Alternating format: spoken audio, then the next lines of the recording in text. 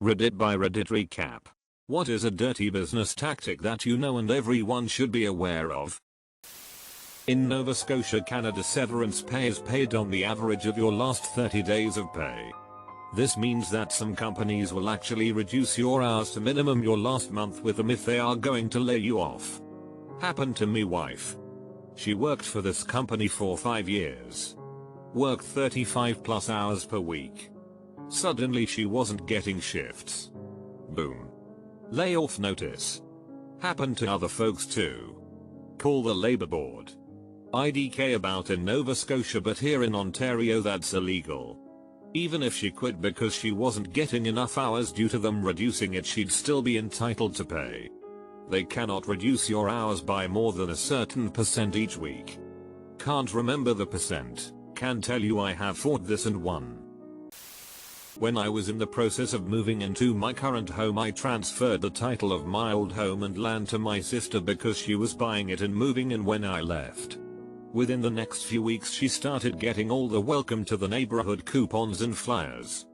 She didn't even change her address. So I assume companies track title changes with the Register of Deeds. The sketchiest was a pest control company claiming to have an existing account on the property and recommending she continue to use their services. They detailed dates and changes, referenced termites. It was all lies. All the dates shown were while I owned the property, and I never even heard of this company before she received that letter. I feel like that one is one you should actually report to someone. Not sure if this fits. But if you are offered a raise for taking on new responsibilities, get it in writing. Just learned that the hard way. Been there myself. Manager promoted me. Said pay raises will come soon based on performance. Then suddenly he wasn't my manager anymore. No paper trail of the promotion or promised pay raises. But I was still stuck with the extra responsibility. A local lawn maintenance business takes advantage of unsuspecting customers in 3 ways. On monthly bills, double. They double the state tax. Instead of being, say, 6%, it'll actually be 12%. If you check the math. Without discussing it with homeowners. They charge for double cuts when the grass is a little taller in areas than usual.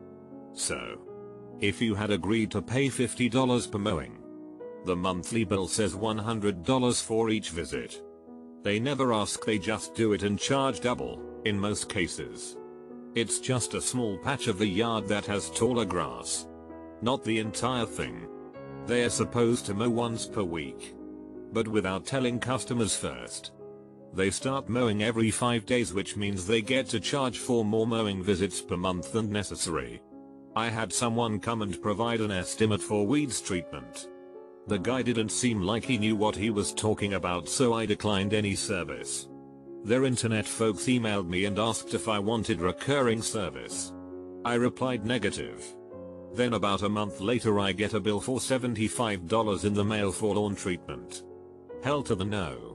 I wrote a pretty stern email back asking for a $0 statement and to immediately remove me from whatever distro lists I might have been on. Got my $0.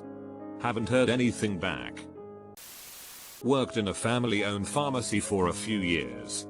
Find yourself a family-owned pharmacy if you don't want to go through your insurance, B, don't have insurance, or C, you'd like to support the working class and not Walmart or CVS. People would call us and ask for a cash price for their medication. We would be hundreds of dollars cheaper than Walmart on almost every prescription. I remember quoting someone a 90-day medication at $20 and they said Walmart was going to charge $250. The reason I said the things about not going through insurance is because insurance companies tell the pharmacy how much to charge you and tell the pharmacy how much the medications cost. Hell. Add insurance companies to this list. Family-owned pharmacies are losing so much money because of the way insurance companies work. Some stores increase the price of a product and then put it on sale by a percentage of the fake higher price. This is the epitome of every J.Crew factory sale. I was gonna say this. I worked as a department manager for a year at Walmart. The company would regularly raise the price of my items for a day or two, and then put it back to the original price with a rollback flag. The sad thing is, the manipulation works. People are drawn to what they believe are sales. When finding a home for your elderly parents, set up an appointment but come in a few minutes early and say, "Don't ask if you can walk around for a quick look." The receptionist likely won't refuse you, and the salesperson won't be ready for you. These places like to show you only the stuff they want you to see when being led around by a salesperson. Chat with a resident or a staff member. They'll be the most honest with you. Another tip, ask the local fire department their opinion of the place. They respond to the home's 911 calls and see how put together the nursing staff is when your parents need them the most. Source, was an EMT for years and responded to multiple nursing homes. Some of them were worse than a prison, and I would rather mercy kill my loved one than put them in those places. When moving out of a rental apartment house, make sure to take lots of pictures and ask the owner landlord to do a walkthrough with you. Video the walkthrough.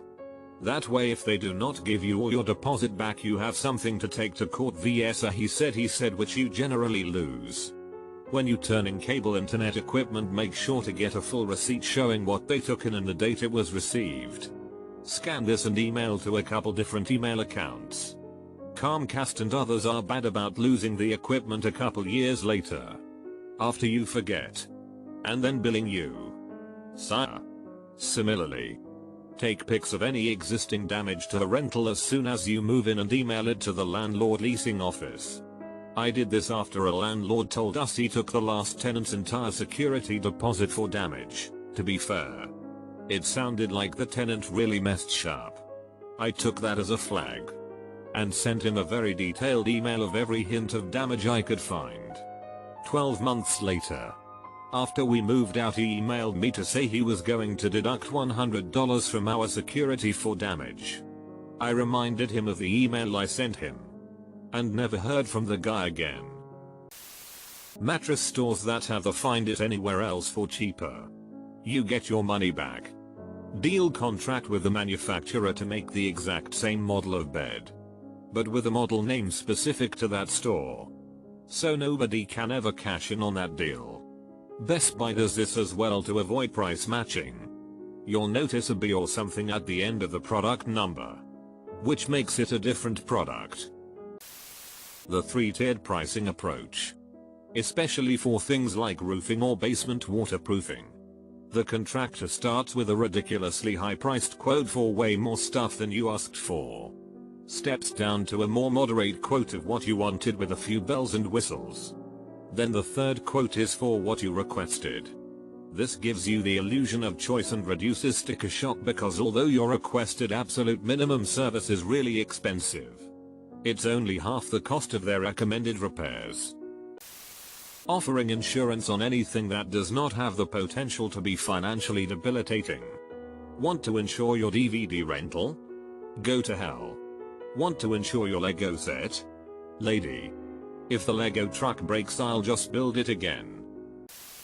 Debt collectors will have detectives call you from a number that appears to be a legitimate law enforcement agency when you Google it.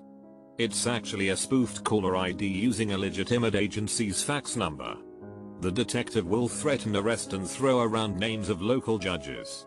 The debt collector will claim to not know the detective who left the message, but will be willing to take care of your debt. I worked in the collections department of Discover Card for a while. One thing they did, maybe still do, to lure customers to them is offer 0% April for the first year.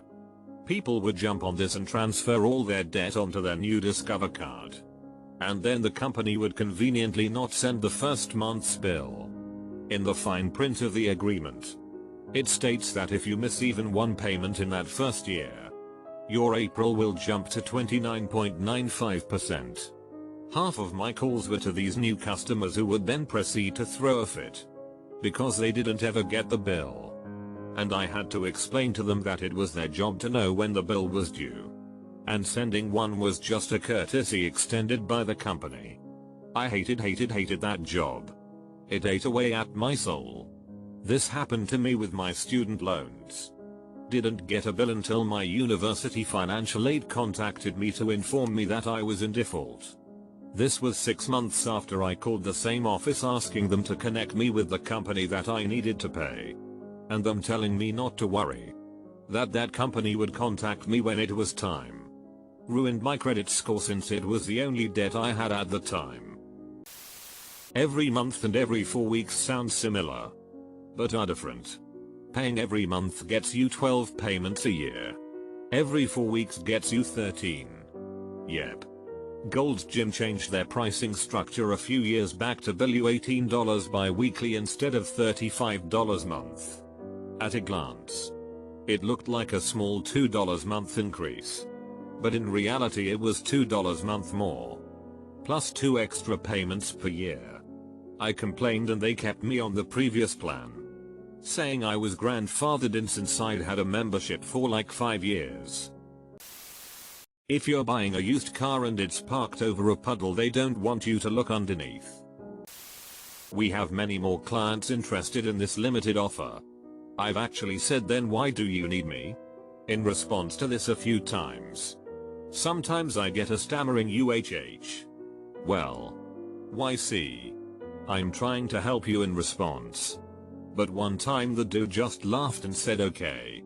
You got me. Best comment of the day. Do not trust Petco and never go there for anything.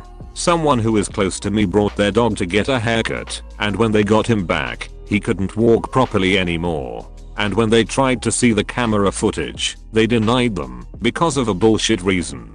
They cold sued, but there was a reason that came up that I can't remember.